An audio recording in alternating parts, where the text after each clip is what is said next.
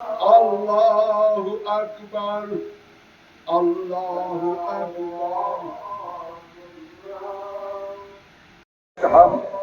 সাল্লাল্লাহু আলাইহি ওয়া আলা আলিহি ওয়া আসহাবিহি।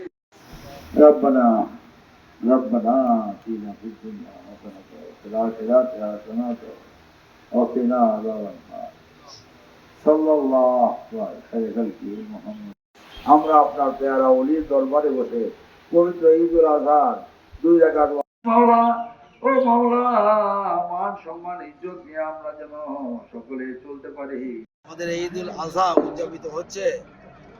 আমরা সেই হাদিস অনুযায়ী যে 9ই জিলহজ হজ, 10ই জিলহজ পবিত্র ঈদুল আজহা, এবং হজ যেহেতু হয়ে গেছে আমরা নিশ্চক্ষে দেখলাম টেলিভিশনে, স্বচক্ষে দেখেছি টেলিভিশনে, শোনা নয়, কথা নয়।